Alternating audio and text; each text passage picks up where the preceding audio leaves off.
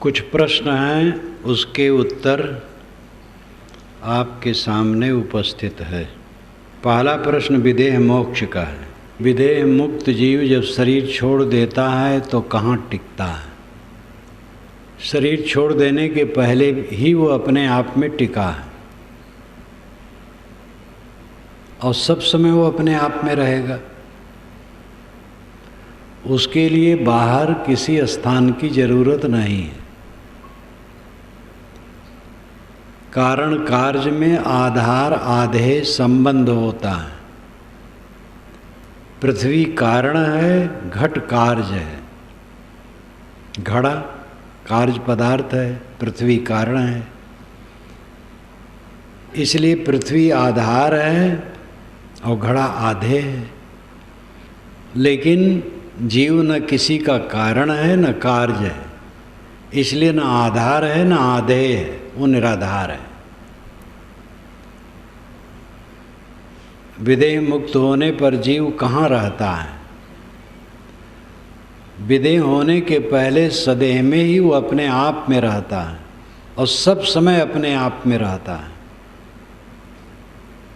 यही इसका समाधान है। लेकिन ये समझ पाना तब तक मुश्किल है जब तक इस जीवन में रह करके कोई आत्मा में स्थित नहीं होता।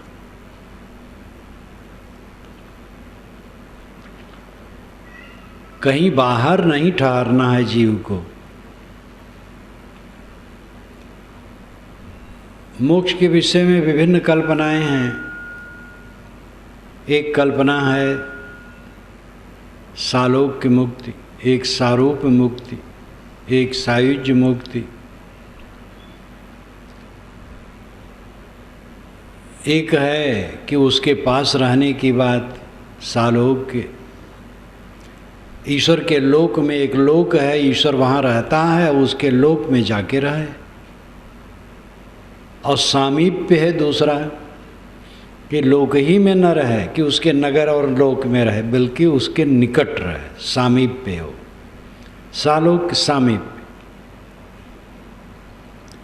सायुज्य सारूप, उसके रूप वाला हो जाए, फिर सायुज्य उसी में घुल मिल जाए। तो इस प्रकार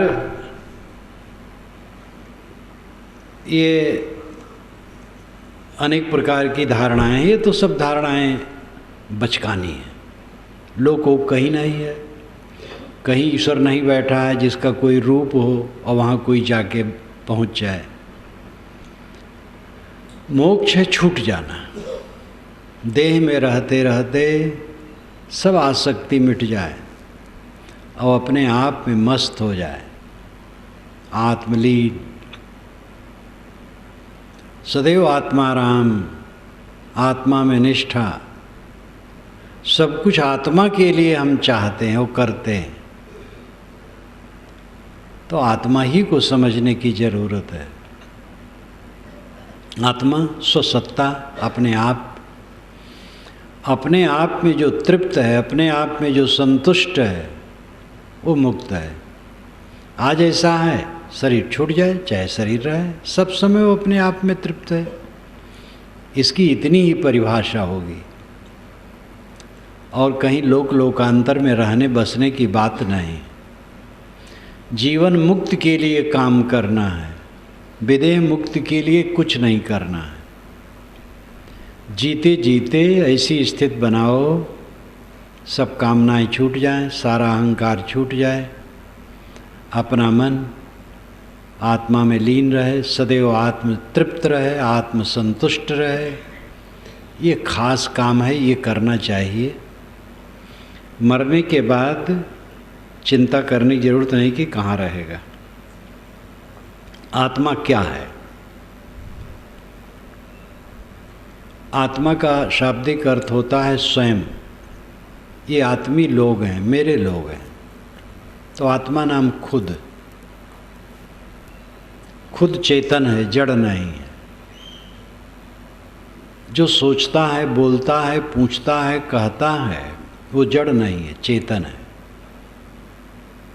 आप चेतन हैं, चेतन आत्मा है और आत्मा चेतन है, ज्ञान स्वरूप है। वो इंद्रियों और मन द्वारा संसार को जानता है, जान करके मानता है, मान करके मनन करता है और उसमें अनुकूल मानता है, प्रतिकूल मानता है, राग मानता है, द्वेष मानता है, फिर प्रपंच शुरू हो जाता है। जो कुछ देखे सुने उसमें राग द्वेष न माने, राग द्वेष न मान करके अपने आप में तटस्थ रहे, आरूढ़, निष्प्रेय, ये उसकी साधना। आत्मा का अर्थ है स्वयं, मैं। वो चेतन है, वो अमर इसलिए है क्योंकि वो जड़ से नहीं बना है, मिट्टी पानी आग हवा से नहीं बना है, ऑक्सीजन हाइड्रोजन नाइट्रोजन से नहीं बना है। वैज्ञानिक भी मानते हैं कि जड़ तत्वों में चेतना नहीं है। 2 वैज्ञानिकों से मेरा संपर्क हुआ है,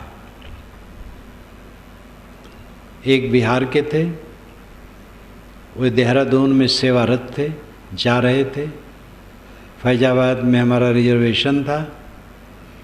जब डब्बे में पहुँचे तो मेरी ही बर्थ पर वह बैठे थे, सामान नीचे रखे थे, बातचीत हुई। और दूसरे यही प्रतापगढ़ के थे, ये और ऊंचे स्तर के थे, बॉम्बे से भोपाल आए थे, वहाँ मिले थे। दोनों ने बातचीत के दरमियान में कहा था कि जड़ तत्वों में चेतना का कोई लक्षण नहीं।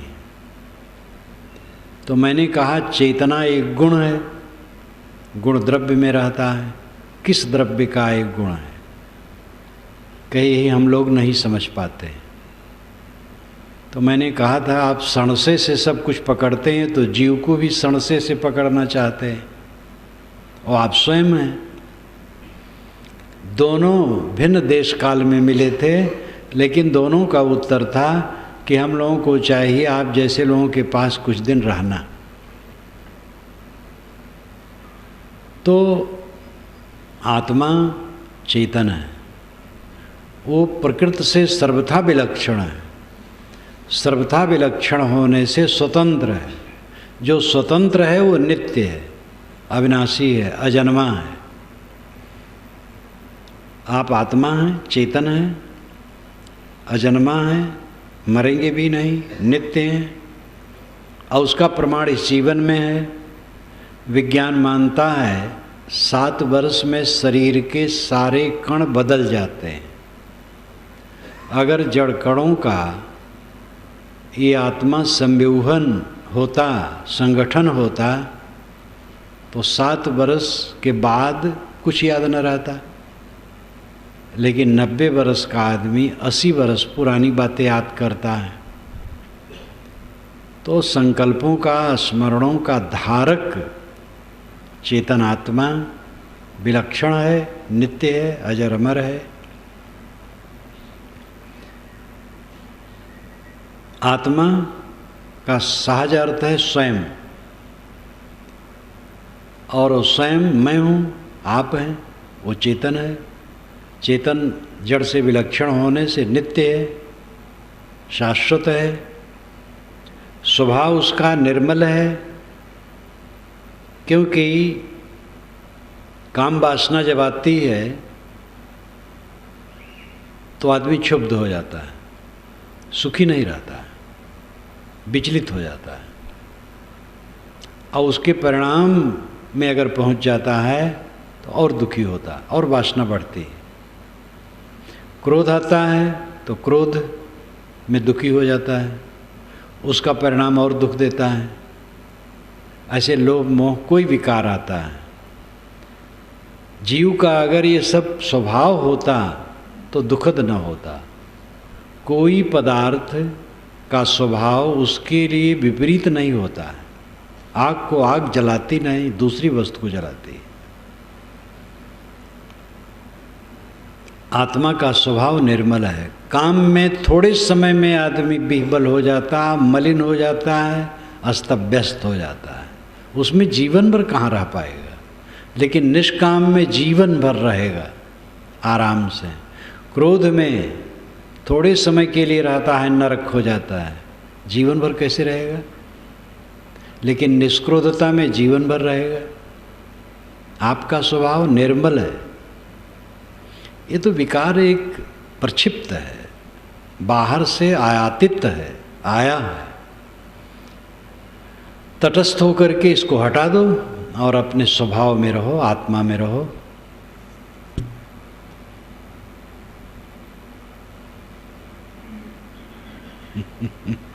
क्या किन्हीं महापुरुष का जन्म दिवस विशेष उल्लास के साथ मनाना उचित है अथवा नहीं?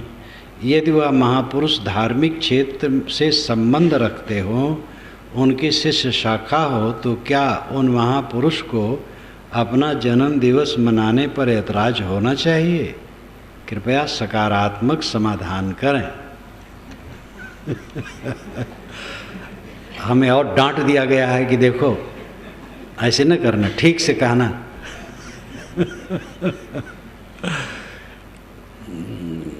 कोई जन्म दिवस मनाने की ज़रूरत नहीं। और कोई भी लिखा हो, लगता है कि हमारे लिए लिखा है, नाम अपना नहीं दिया है। आज ही जन्म दिवस है इस शरीर का। श्री कृष्ण महाराज जी के 4 दिन के बाद मेरा शरीर जन्मा था। वह भादो कृष्ण अष्टमी को और मेरा द्वादशी को। और इस बात को कुछ भक्त लोग ज़्यादा खोज खाच किए तो कुछ करने लगे, तो हमारे साधुओं पर भी प्रभाव पड़ा।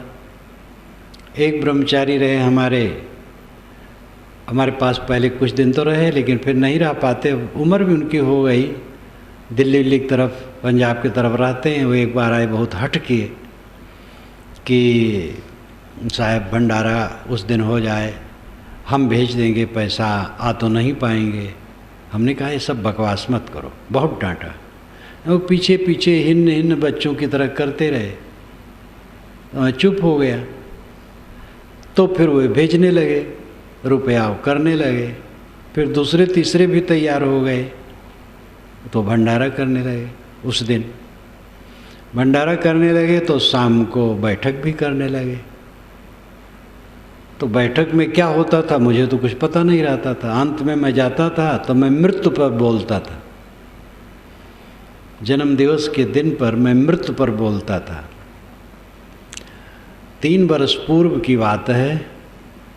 उधर पूरब धर्मशाला के सभागार में चल रहा था और लाउड स्पीकर से आवाज़ साफ आ रही थी।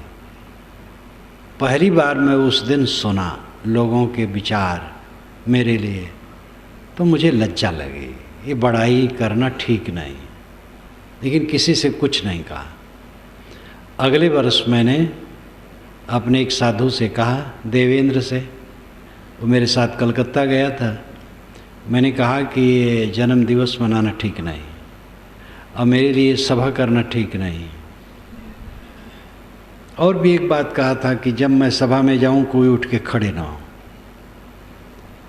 अब उठ के खड़े न होने की बात तो फिर ये साथी लोग सोचे कि ये ठीक नहीं है, तो मैं चुप रहा। यहाँ तो बंद रखता हूँ ध्यान शिविर में कोई न खड़ा हो, और यहाँ तो रोज़ सभा में मैं कह दिया हूँ कोई उठे ना।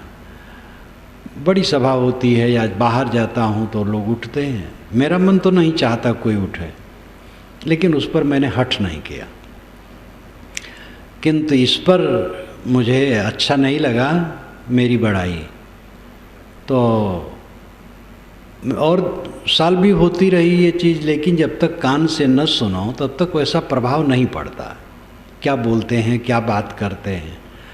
और उस वर्ष मैं सुना ही बैठे बैठे अपने बरामदे में और बरामदे के कमरे में ही, तो मुझे अच्छा नहीं लगा। उस समय कुछ नहीं कहा, अगले साल कहा और उसको बंद कराने की चेष्टा की। और गत वर्ष में बिल्कुल कहा कि मेरे शरीर के जन्मदिन पर न तो भंडारा होना चाहिए, न मीटिंग सभा होनी चाहिए, न चर्चा होना चाहिए, कुछ भी नहीं होना चाहिए। एक कड़ाई से कह दिया।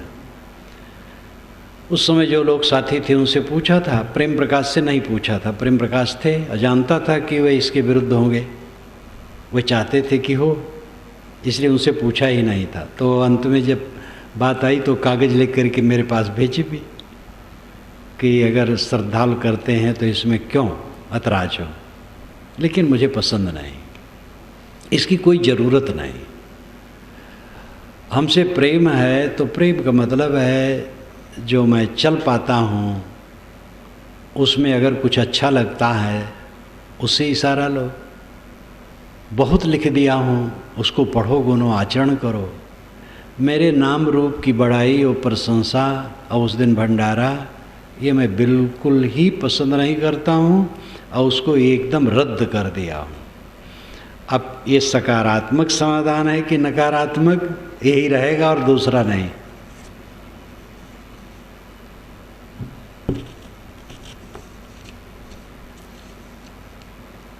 ज्ञान चौतीसा में नन्ना अधूरा पूरा अन्य ग्रंथों में मैंने 2 लाइन साखी पढ़ी है। वो पढ़े होंगे, कोई जोड़ दिया होगा, लेकिन बीजक में यही है, कोई बीच में जोड़ दे गलत है। चौथा वो नामा जाई, राम का गद्दा होए कर खाई। नामा नाम शून्य में जाता है, वो ईश्वर की लादी लादता है, समझता नहीं है। तो जैसे पाठ है वही ठीक है हम लोगों का। गृहस्थ जीवन मुक्त हो सकता है या नहीं? न गृहस्थ जीवन मुक्त हो सकता है, न साधु जीवन मुक्त हो सकता है। जो मोह नहीं छोड़ेगा कोई नहीं हो सकता, और जो मोह छोड़ देगा कोई भी हो सकता है। अब गृहस्थी में रह करके विषय वासना में उलझा रहा है, मोह माया में उलझा रहा है, ज्ञान की चर्चा करे और अपने ज्ञानी माने रहे, तो इससे कैसे जीवन मुक्त होगा? गृहस्थ का इतना अर्थ है कि घर में रहता है, धोती कुर्ता पहनता है, गृहस्थ का कपड़ा पहनता है, लेकिन मोह नहीं है, शुद्ध ब्रह्मचर्य का पालन है, काम वासना का त्याग है, क्रिया का त्याग है, अहंता ममता का त्याग है, स्वरूप बोध है, और चित्त निष्काम निर्माण आत्मतुष्ट है। कोई भी जीवन मुक्त हो सकता है।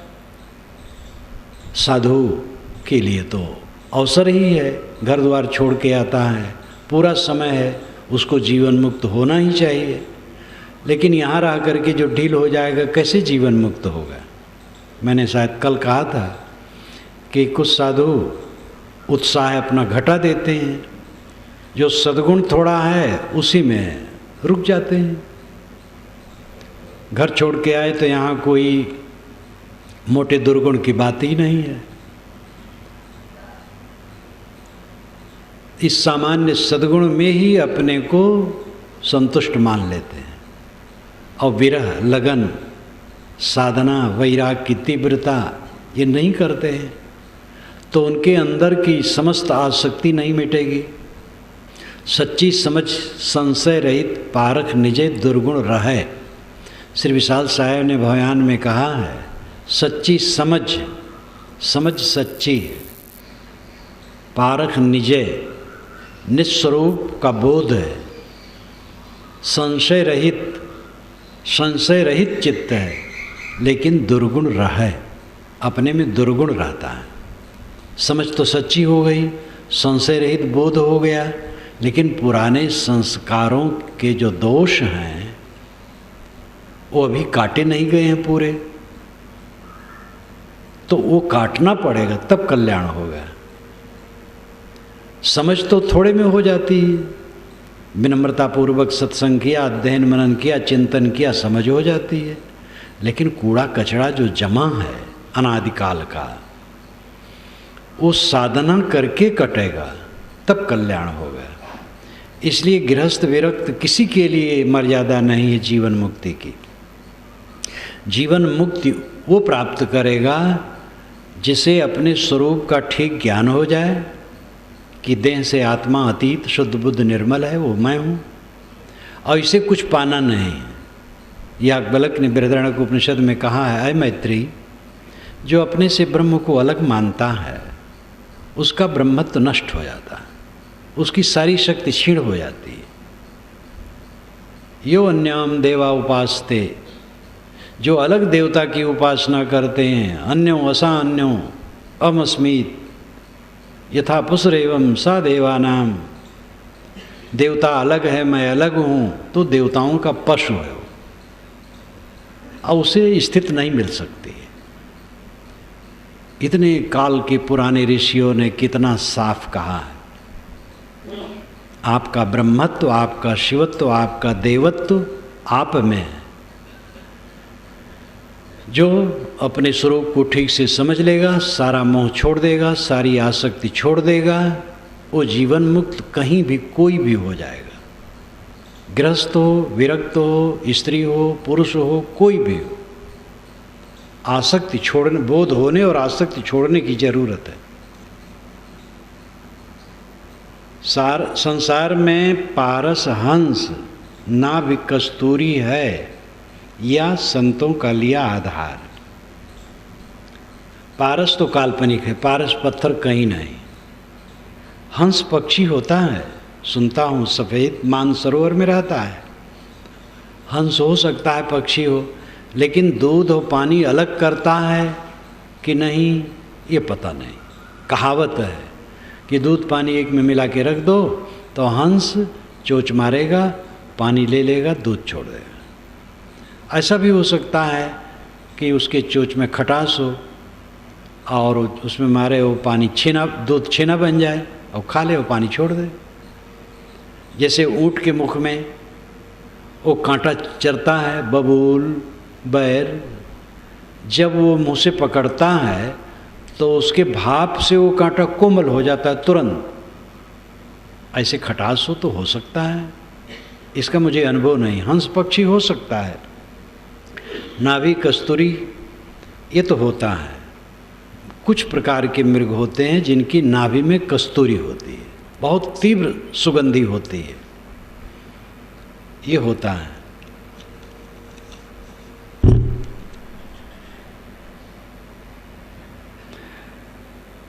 मृतक व्यक्ति की आत्मा के शांत के लिए मौन धारण करना ये कहाँ तक उचित है? आत्मा अजर अमर है, किसकी शांति के लिए प्रार्थना करते हैं? ये एक रस्म है और ये बुरा नहीं है। आत्मा शरीर छोड़ करके चला गया, आप मौन करें कि न करें, लड़ाई करें कि समाधि लगावें उसके नाम पर, उसको कोई हानि लाभ नहीं है। वो तो जो किया लेके गया, वो आपका एक रस्म है और अच्छा है। किसी के मर जाने पर इकट्ठा हो करके थोड़ा मौन हो गए। मौन होने का मतलब यही है कि एक दिन मौन होना है। बहुत जानने वाले को भी स्मृत खोना होगा, बहुत बोलने वाले को भी मौन साधना होगा, बहुत जानने वाले को भी स्मृत खोना होगा। बहुत भीड़ भी छट जाएगी, टूट जाएगी माया, जीव अकेले आया जग में और अकेले जाया। तो मौन हो जाना, क्योंकि आत्मा शरीर छोड़ करके गया, मौन हो गया। हम भी थोड़ा मौन हो जाएं, याद करें अपना भी मरना है। तो एक सिस्टम है, अच्छा है, सुसंस्कार है। उस आत्मा के लिए उसमें कोई हानि लाभ नहीं। किसी के मर जाने पर आप यज्ञ भंडारा करें, दान दें, कुछ करें, तो उसको कुछ मिलने वाला नहीं है, वो आपकी सभ्यता है। अब इसमें जो कर्मकांड के रूप में है वो दुखद है। गरीब हैं बेचारे, अब उनके कुछ नहीं है तो खेत बेच रहे हैं, बैल बेच रहे हैं इस करने के लिए, ये ठीक नहीं है। मर जाए आदमी तो उसका धन खा जाना ठीक नहीं है, कुछ परोपकार में लगाना चाहिए। मृत व्यक्ति के संचित धन का कुछ हिस्सा लोक मंगल के काम में लगाना चाहिए, यही श्राद्ध है। और वो ऐच्छिक होना चाहिए। रस्म कर दिए कि जिससे कि लोग करते रहें, तो रस्म में जाति भी हो गई। धन नहीं है और परेशान हो रहे हैं, इसलिए मृत भोज तो विवेकवान पसंद नहीं करते। अब दूसरा पक्ष यह है, संत का शरीर छूटता है तो उसको मृत भोज नहीं कहते हैं, किंतु स्वाभाविक श्रद्धा लोगों की रहती इकट्ठा होने की, इकट्ठा होते हैं और ज्ञान की चर्चा सुनते हैं। भोज तो एक मजबूरी है, खाना पीना पड़ता है बस। लेकिन और ढंग से कर्मकांड रूप में उसमें विवशता होती है, और विवश होकर के करना जिसको नहीं है वो भी परेशान होता है। तो इसलिए आजकल विचारक लोग तो ये महसूस करते हैं कि मृत्यु भोज उचित नहीं है। एक तो वैसे किसी घर का आदमी मर गया और उस पर बोझा डाला जाए समाज द्वारा, इतने दिन खिलाओ। खाली ब्राह्मण की बात नहीं है, ब्राह्मण को खिलाने वाले तो थोड़े लोग हैं। मैंने सामान्य लोगों में मृत्यु भोज देखा है, 2 रोटी 3 रोटी, जहाँ शरीर जन्मा है। ऐसे वर्ग के लोग जो मजदूर परिवार के लोग होते थे, तो जब मर जाए तो साहब कहें 2 रोटी देना है। 2 रोटी मतलब 2 टाइम खिलाना है, 3 रोटी देना है, 3 टाइम खिलाना है, पूरे बिरादरी को खिलाना। और उसमें ब्राह्मण को एक कौड़ी भी नहीं मिलता था। यही नहीं कि ब्राह्मणे सब दोषी हैं और वो ब्राह्मणे चूस रहे हैं, वो सामाजिक खराब रस्म कहीं भी चूसता है। अब ऐसे लोगों को जो बेचारे कहते थे उनको जानता था कि मजदूरी करते हैं वो खाते हैं, मजदूरी न मिले तो खाने की भी ठिकाना नहीं। और किसी के मर जाने पर उनको भात देना पड़ता, उसको रोटी कहते हैं। 2 रोटी 2 टाइम खिलाएं। अब 100 जने हैं, 150 जने हैं, कितना कमर तोड़ है। तो ये मृत्यु भोज विचारवान पसंद नहीं करते हैं। स्वतंत्रता से होना चाहिए, मर जाने वाले व्यक्ति का सब धन खा न जाए, उससे लोक मंगल में कुछ, जनहित में कुछ लगावे, ये श्राद्ध है। कहते हैं कलयुग में एक बार सच्चे मन से ईश्वर का नाम ले तो पिछले सारे पाप धुल जाते हैं। ये सब प्रपंच है। ये प्रपंच करके ऐसा कर दिया गया कि और पाप को बढ़ाने का तरीका बना दिया गया है। चाहे जितना पाप करो धुल जाएगा। यहाँ तक लिख डाला गया है कि दिन भर का पाप शाम के जप से खत्म और रात भर का पाप सुबह के जप से खत्म। तो ये जप से सारा पाप काटने की बात का प्रचार करके नुकसान किया गया। जप ठीक है, कोई नाम कोई मंत्र का जप सब ठीक है, वेद मंत्र ही सही है, कुरान मंत्र बाइबिल मंत्र नहीं सही, ये बात नहीं। कुरान मंत्र हो, बाइबिल का मंत्र हो, वेद का मंत्र हो, और भी कहीं का मंत्र हो, जिसको जो मानता हो, ऐसा मंत्र हो, ऐसा पवित्र नाम हो, उसको जपना अच्छा है। अपने मन में थोड़ी पवित्रता आती है, संतोष आता है। लेकिन ये कहना कि जो पाप करो जपोगे तो कट जाएगा, तो धोखा है।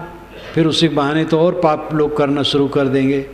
पाप वो कटेगा नहीं, फल पाना है, इसलिए पाप करो मत और नाम जपो, मंत्र जपो, जिसको जो प्रिय हो जप सकता है।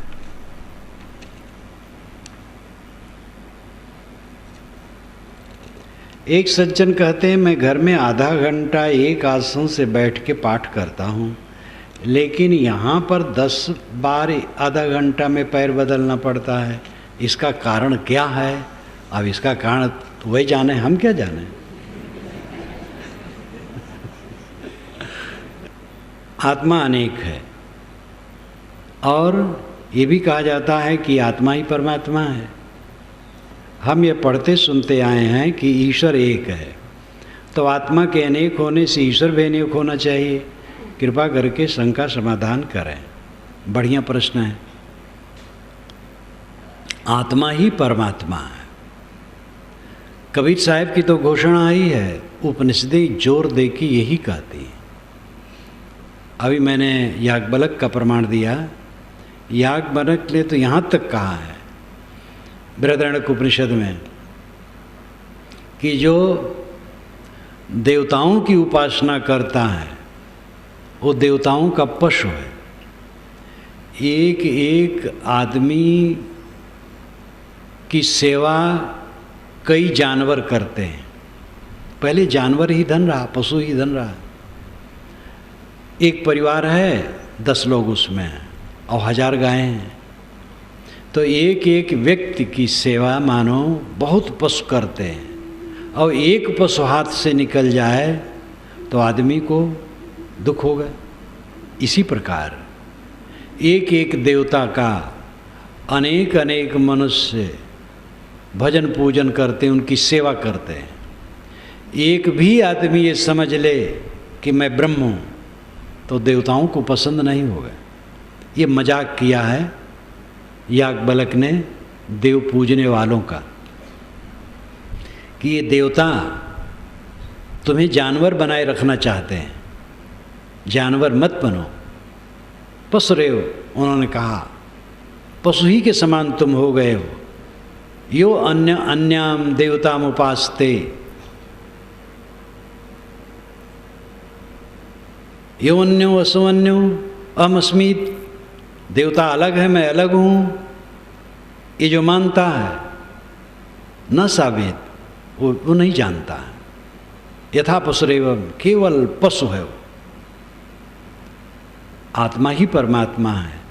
जो अपने को ये समझता है मैं अलग हूँ, ब्रह्म अलग है, ब्रह्म उसका साथ मानो छोड़ दिया, क्योंकि वो साहसीन हो गया, अलग ब्रह्म की कल्पना करता है। इसीलिए ऋषियों ने कहा अहम ब्रह्मास्मि, मैं ही ब्रह्म हूँ। तो ये तो अंतिम स्थिति में वेदांत यही कहता है, सांख्य यही कहता है, योग यही कहता है, कबीर साहब यही कहते हैं, सूफी संत यही कहते हैं, मुस्लिम संत जो सूफी हैं सब यही कहते हैं। और यही अनुभव सिद्ध बात है। संकल्पों से, मन से देवताओं और ईश्वर की कल्पना होती है, और जब मन शांत हो जाता है तब कल्पना शांत हो जाती है, फिर सब ईश्वर शांत हो जाता है। आप लोगों से मैं कहूँ कि ध्यान करो, कोई यहाँ अपने अपने ढंग से ईश्वरों का ध्यान करने लगा, जैसे जैसे ईश्वर माना है। फिर मैंने कहा कि आप लोग सारे संकल्पों को छोड़ दें। अब आपने सारे संकल्प छोड़ दिया तो संकल्पों में जो ईश्वर प्रतिबिंबित होता था वो भी खो गया, क्योंकि सारे ईश्वर संकल्पों में ही प्रतिबिंबित होते हैं। आपने जैसे ईश्वर माना है वैसे ईश्वर का आप ध्यान कर रहे हैं, तो सब ईश्वर खो गए, सब देवता खो गए। संकल्पों में ही सारे देवता और ईश्वर हैं। संकल्प शांत होने पर दृष्टा दृश्यमात्र, पतंजलि महाराज कहते हैं दृश्यमात्र, चेतन मात्र रह जाता है, शुद्ध चेतन। इसलिए आत्मा से अलग परमात्मा कहीं है मिलेगा, ये भ्रम है। आत्मा ही परमात्मा है, वही ब्रह्म है, वही ईश्वर है। इसलिए ईश्वर खोजो मत। अब इसमें होगा कि भाई तो बहुत ईश्वर हो गए, बहुत ईश्वर हो गए तो किसको धक्का लग गया, किसका नुकसान हो गया? सब आत्मा ईश्वर है, ब्रह्म है अपने आप में। हमारी जो एक कल्पना है कि इन आत्माओं से अलग एक सर्वतंत्र स्वतंत्र ईश्वर है जो सब जगह है और सब कुछ जानता है और सर्वशक्तिमान है, ये एक अलग कल्पना है। और जितनी कल्पनाएं दुनिया में हैं सबसे सुंदर कल्पना है ये कल्पना सज्जनों की है, अच्छे लोगों की है। क्योंकि ये बात सिद्ध हो जाए तो दुनिया में दुख नाम की कोई चीज न रहे। एक ईश्वर हर जगह है, सब कुछ जानता है, कुछ भी कर सकता है, बलवान है, सर्वशक्तिमान, सर्वज्ञ, सर्वत्र व्याप्त। तो दुख नाम की चीज रहेगी ही नहीं। न कहीं चोरी होगी, न व्यभिचार होगा, न हत्या होगी, न लूटपाट, न कोई घूस ले सकेगा, न मिलावटबाजी होगी। मंदिरों में, मस्जिदों में लोग उपासना करते हैं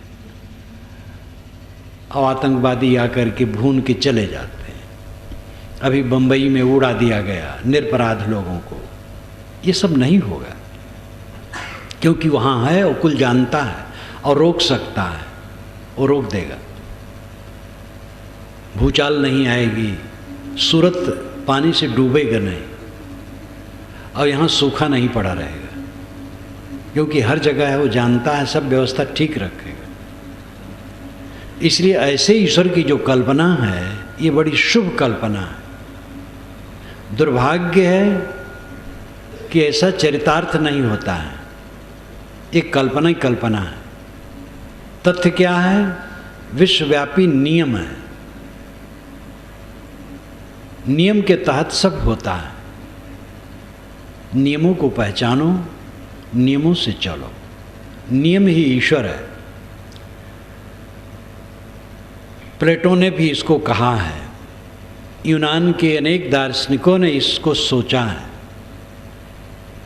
हमारे यहाँ ऋग्वेद में ऋत शब्द इसी के लिए है, ऋतस्य तंतुम विततम, ऋत के तंतु सर्वत्र परिपूर्ण है, ये नियम है, विश्वव्यापी नियम। और उन नियमों से दुनिया की सारी व्यवस्था होती है। चैतन्य घट-घटवासी है, जानने समझने वाला वही है। कहा जाता है तो अल्पज्ञ है, एक सर्वज्ञ होना चाहिए। सर्वज्ञ सदैव कल्पना मात्र है। सर्वज्ञ हो, सब कुछ जाने, सब जगह रहे और सर्वशक्तिमान हो, और वहीं वहीं सब कुकर्म और पाप और दुख और पीड़ा होती रहे, तो ये कोई बात हुई? कहने कहने भर कहा है, सब चल रहा है। मंदिरों में से चोरी होती है, मूर्तियां चुरा जाती हैं, मूर्तियों की आंखें निकाल ली जाती हैं, मोती की रहती हैं, और सब जगह सारा कुकर्म चलता रहता है। मंदिर मस्जिद असलहा के घर बन जाते हैं। एक दूसरे को नास्तिक और काफिर कहने पर डटे हुए हैं ईश्वर के भक्त। अब आज तक ईश्वर नहीं बता पाया कि तुम लोग उद्दंडता क्यों करते हो, मैं अकेला हूँ, सब पर हूँ। तो वो एक कल्पना है। ईश उपनिषद का पहला मंत्र है, ईशावास्यम इदम सर्वम यत्किंच जगत्याम जगत्तेन तिक्तेन भुंजीथा माँ गृद्ध कस सिद्धनम। ईशावास्यम इदम सर्वम यत्किंचित जगत्याम जगत, जगत में जगत, यत्किंचित जितना कुछ है, ये सब में ईशावास्यम, ईशा बसाने योग्य है, वास्यम है, वासम नहीं है, वास्यम। वास्यम है नहीं, बसाने योग्य है। अर्थ यह है कि ये पूरी दुनिया में ईश्वर बसाने योग्य, मान लेना चाहिए ईश्वर है, और ये मान लेना चाहिए उसी का है, मेरा नहीं है। तेन तिक्तेन भुंजीथा, दुनिया की वस्तुओं का त्याग पूर्वक उपभोग करना चाहिए। कमाओ, जो अपनी कमाई में मिले या किसी ने प्रेम से दिया हो उसका उपयोग करो, और त्याग पूर्वक करो, ज़्यादा न करो, थोड़े में गुजर कर लो, बाकी दूसरे के लिए छोड़ दो। तेन तिक्तेन भुंजीथा, त्याग पूर्वक उसका उपभोग करो। माँ गृद्ध, लोभ न करो। कस सिद्धनम, धन किसका है? तो इसमें एक सुंदर उपदेश है, और ऋषि बहुत वैज्ञानिक विचार रखता है। वास्यम, बसा लेना चाहिए, मान लेना चाहिए कि ईश्वर है, और उस वही मालिक है, उसी सब है, मेरा कुछ नहीं, मैं केवल शरीर गुजर लूँगा बस। एक भक्ति भावना रख करके सुंदर उपदेश है। लेकिन अगर ऐसा हो, सब जगह बसा हो, सब कुछ जानता हो, सर्वशक्तिमान हो, कोई पाप ताप दुख संताप नहीं होगा, सबको रोक देगा। इसलिए एक ईश्वर की जो अलग कल्पना की जाती है वो आज पर्यंत कल्पना का विषय ही है। घट घटवासी आत्मा परमात्मा है, अपने आत्मा रूपी परमात्मा में स्थित हो, यही वेद उपनिषद शास्त्र संत सबका भाव है। असप्रभु हृदय अछत अविकारी सगुण उपासक गोस्वामी जी को भी कहना पड़ता है। बिना जीव के मकान का अस्तित्व नहीं, बिना शरीर के क्या जीवात्मा कोई अस्तित्व है? अगर ये राड जो जल रहा है फूट जाए तो बिजली का अस्तित्व तो नहीं है। बिजली का अस्तित्व राड से, पंखा से, बल्ब से अलग है। उसके द्वारा उसका प्रत्यक्षीकरण संसार में होता है। लेकिन बिजली और बल्ब एक नहीं है, दो है। देह के आधार से चैतन्य का संसार में प्रकटीकरण होता है, न कि देह और चैतन्य एक है और देह मिट गई तो चेतन मिट गया, आत्मा मिट गया। आत्मा अलग है, देह अलग है।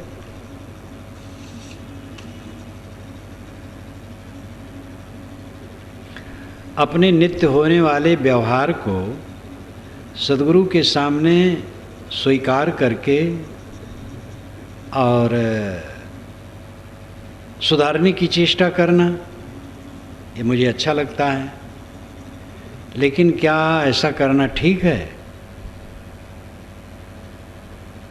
कोई भी इंसान है, मनुष्य गलती हो जाती है छोटी बड़ी, तो उसको स्वयं स्वीकारे और ग्लान करके छोड़े।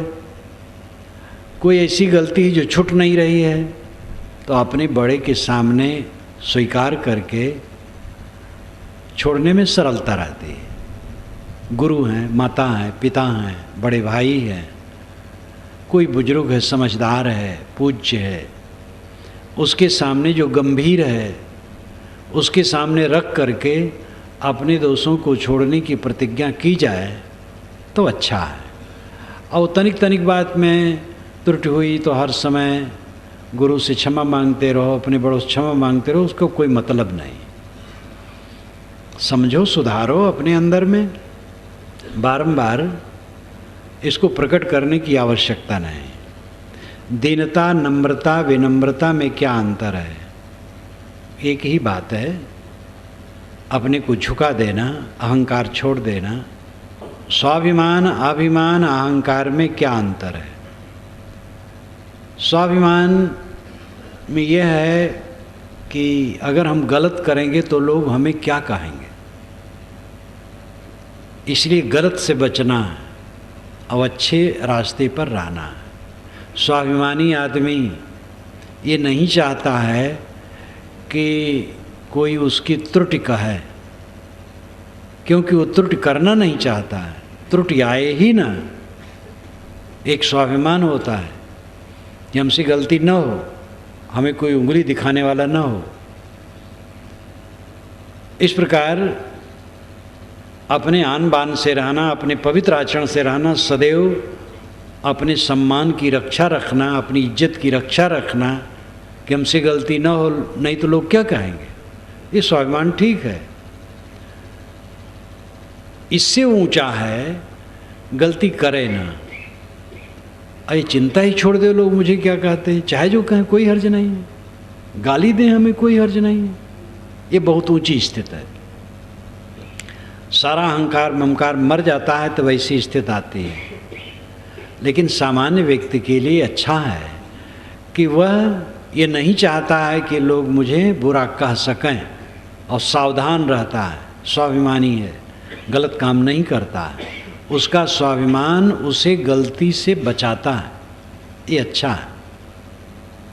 अभिमान, अभिमान का मतलब है कि मेरी इतनी संपत्ति है, इतने बड़े पद पर हूँ, बुजुर्ग हूँ, ज्ञानी हूँ, धनवान हूँ, पद वाला हूँ, और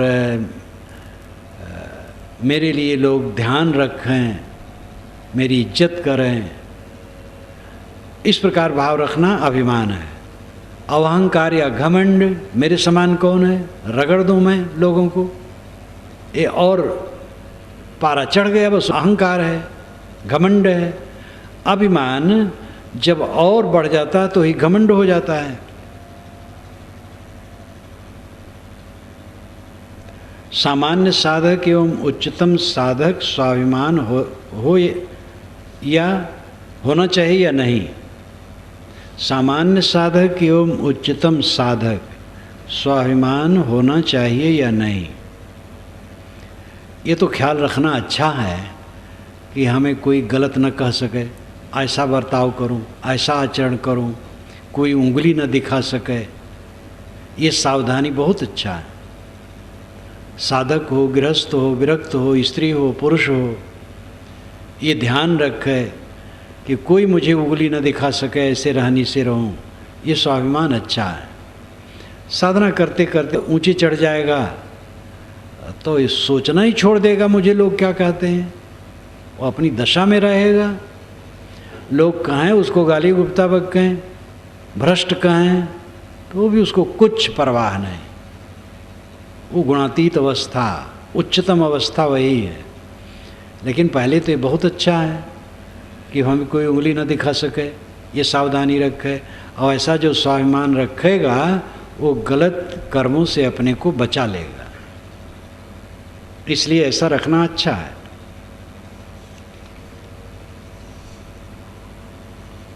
कुल मिलाकर के आत्म सुधार ही जीवन का लक्ष्य है, अपने आप का सुधार। आत्म सुधार का अर्थ है मनवाणी कर्मों का सुधार। आत्मा तो निर्मल है ही है, आत्मा में कोई विकार है ही नहीं। विकार आता है मन में, वाणी में और इंद्रियों के बर्ताव में। आत्मा शुद्ध चेतन को कहते हैं, अब आत्मा देह को भी कहते हैं, इंद्रिय को भी कहते हैं, मन को भी कहते हैं, स्थान भेद से इनको भी आत्मा कहते हैं। गीता में आत्मनिग्रह आया है, तो यहाँ आत्मा का अर्थ है इंद्रियां, इंद्रियों का विनिग्रह, इंद्रियों का संयमन। आत्मन्य आत्मना तुष्टः, यहाँ आत्मा का अर्थ है आत्मा, आत्मा द्वारा आत्मा में ही संतुष्ट। अब आत्मनिग्रह अर्थ है इंद्रियों का संयम। तो स्थान भेद से आत्मा का अर्थ देह भी होता है, इंद्रियां भी, मन भी, लेकिन आत्मा का शुद्ध अर्थ है शुद्ध चेतन। तो पारमार्थिक दृष्टि से शुद्ध चेतन स्वस्वरूप ही आत्मा है, और व्यवहारिक दृष्टि से पूरा अपना व्यक्तित्व आत्मा है। और आत्म सुधार का अर्थ वहाँ यही होता है कि मन वाणी इंद्रियों का सुधार। मन निर्मल रखें, वाणी निर्मल रखें, कर्म निर्मल रखें, ये आत्म सुधार है। आत्मविश्लेषण, आत्मविश्लेषण का एक अर्थ होता है कि अपने आत्मा को जड़ से अलग समझने पर सोचना, और एक होता है कि हमारे में क्या त्रुटियां हैं, कितनी त्रुटियां खत्म हुई, कितनी त्रुटियां अवशेष हैं। किसी बात में भी, खाने पीने, रुपए पैसे, कपड़े लत्ते, लेन देन, व्यवहार, बर्ताव, सब में कितनी कमजोरियां अभी हैं और कितनी कमजोरियां मिटी, ये आत्मविश्लेषण है। अब यहाँ आत्मा का अर्थ है ये पूरा व्यक्तित्व, स्वभाव, रुचियाँ, मन, इंद्रियाँ, रात दिन का बर्ताव, ये सब का विश्लेषण करना, विचार करना, शोधना और अपनी त्रुटियों को निकालते जाना। सोनार सोना या चांदी को गलाता है, साफ करता, उसकी मैल छांट देता है और फिर सांचे में ढालता है, ठंडा करके पीटता है, पत्थर बनाता है, झुकाता है, नक्काश करता है, आभूषण का आकार देता है, फिर मसाला से धोता है तो दिव्य आभूषण तैयार होता है और उसका दाम बढ़ जाता है। इसी प्रकार अपने मन, इंद्री, वाणी को विवेक ज्ञान में गलाओ, पीटो, निखारो, नकासो, शुद्ध करो, साफ करो, तो मूल्यवान हो जाएगा। जीवन का रस इसी में है। आदमी तो बाहरी चीज़ों में ही रुक जाता है। जब याज्ञवल्क्य चलने लगे विरक्त होने के लिए याज्ञवल्क्य बहुत बड़े कर्मकांडी पुरुष थे। शतपथ ब्राह्मण 100 अध्यायों का उन्हीं का रचना माना जाता है। और उसी के आखिर में बृहदारण्यक उपनिषद है जो उनका ज्ञान का कांड है, ज्ञान से भरा है। वो 2 पत्नियां थीं उनके, बड़े बड़े राजे रजवाड़ों का यज्ञ करवाते थे, खूब धन मिलता था।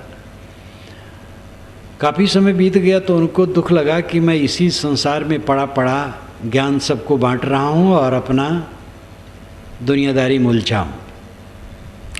तो उन्होंने संकल्प लिया कि मैं त्याग कर दूंगा। 2 पत्नियां थी, मैत्री और कात्यायनी, दोनों को बुलाया और कहा आओ तुम लोगों का मैं हिसाब किताब कर दूं, दोनों को धन बांट दूं। कात्यायनी साधारण थी, सुन के चुप रही। मैत्री समझदार थी। उसने कहा भगवान, धन से परिपूर्ण सारी पृथ्वी मेरी हो जाए तो क्या मुझे अमरता मिलेगी? हम आध्यात्मिक लोग ये मानते हैं कि आत्मा देह से अलग है और इस देह में रहते रहते जब उसको हम समझ लेते हैं और सारी आसक्ति छोड़ देते हैं और अपने आत्मा में पूर्ण स्थित हो जाती है, तब देह छूट जाने पर फिर से देह नहीं होती। तथागत बुद्ध ने भी कई बार कहा है उसका ये अंतिम शरीर है, अब शरीर नहीं होगा। तो शरीर फिर से न होने से फिर जन्मना नहीं होगा, फिर मरना नहीं होगा, अमरत्व की प्राप्ति हो जाएगी। हमारा आत्मा है, जन्म मरण से छूट जाए, अमरत्व की प्राप्ति हो गई।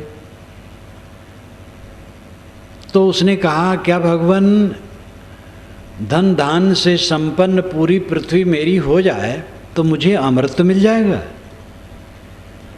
तो याज्ञवल्क्य ने कहा कि जैसे लौकिक साधनों से संपन्न लोग सुखी दिखते हैं, आराम विलास से अपना जीवन बिताते हैं, वैसे तुम्हारा हो जाएगा।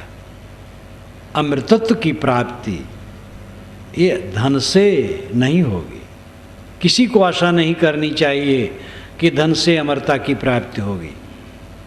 तब उसने कहा यस्याम नामृतास्याम किमाम तेन कुर्याम, जिससे मुझे अमृतत्व की प्राप्ति ना हो उसको लेकर के मैं क्या करूँगी?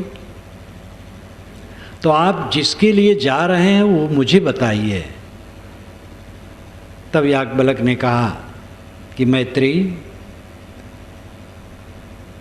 पति के लिए पति को पत्नी नहीं चाहती, आत्मा के लिए चाहती, अपने लिए चाहती। पत्नी के लिए पत्नी को पति नहीं चाहता, आत्मा के लिए अपने लिए चाहता। ऐसे वो ब्रह्म क्षत्र देव सब कुछ कहा, सर्व सबके लिए, सबको कोई नहीं चाहता, अपने लिए चाहता। जब अपने लिए चाहा जाता है तो अपने पर ही ध्यान दे कि मैं कौन हूँ। इसलिए आत्मा वै द्रष्टव्य श्रोतव्यो मंतव्यो निधिध्यास्तव्य। ऐ मैत्रेयी, आत्मा ही देखने, सुनने, मनन करने और निधिध्यासन करने, ध्यान करने योग्य है। इसलिए आत्मा को देख, आत्मा को जान, आत्मा का मनन कर, आत्मा का ध्यान कर। और ये कर लिया तो सब कुछ जाना हो गया, अपने में लौट। ये उन्होंने कहा। ऐसे सभी संतों ने, सभी ऋषियों ने, सभी पीरों ने, फकीरों ने ये कहा है आत्मा में लौट आने की बात। और मुक्ति के बाद कोई देह धरने की बात कहीं नहीं मानी जाती है देश विदेश में। स्वामी दयानंद सरस्वती कहते हैं कि मुक्त होने के बाद जब फिर से सृष्टि होगी तब तक तो मुक्त रहेगा, लेकिन फिर आ जाएगा। उन्होंने उनकी एक नई कल्पना है और उनकी कल्पना को कोई नहीं मानता है। तो विदेह मोक्ष अमृत की प्राप्ति है और वो धन से संभव नहीं है और विद्या से, शास्त्र ज्ञान से संभव नहीं है, देव अर्चन से संभव नहीं। स्वामी शंकर ने कहा विवेक चूड़ामणि में कि कोई शास्त्रों का भाषण करता रहे देवताओं का अर्चन करता रहे, यज्ञ करता रहे और देवताओं की पूजा प्रार्थना करता रहे, और ऐसे करते करते सैकड़ों ब्रह्माओं के जीवन काल तक बिता दे, तो भी ब्रह्म और आत्मा की एकता के बोध बिना कल्याण नहीं होगा। ब्रह्म और आत्मा की एकता का बोध होना चाहिए। ब्रह्म और आत्मा दो नहीं है, जीव और शिव दो नहीं है, एक ही है। ये जब बोध होगा और अपने आप में स्थित होगी, तब वो दशा आएगी। तो ये तो उदाहरण हुआ, अनुभव की बात है। स्वयं आप सोचिए, जब तक आपका मन बाहर है तब तक शांति नहीं मिलेगी। बाहर से लौट करके आत्मतृप्त हो गया, बस अमरता हो गई। आत्मतृप्त, आत्मसंतुष्ट, जो तू चाहे मुझको छाड़ सकल की आस, मुझे ही ऐसा हुए रहो, सब सुख तेरे पास। साहब कहते तुम मेरे समान होना चाहते हो, मुझे चाहते हो तो मेरे समान हो जाओ। मैं सबसे निष्काम हूँ, तुम भी निष्काम हो जाओ, बस कृतार्थ हो। पटिवासियत मत्तना, तथागत बुद्ध ने कहा, आत्मा द्वारा आत्मा में संतुष्ट। गीताकार ने भी यही कहा, आत्मन्येव आत्मना तुष्ट। तो ये अनुभव का विषय है। जब मन सिमट करके आत्मलीन हो गया, सारा भय खत्म हो गया।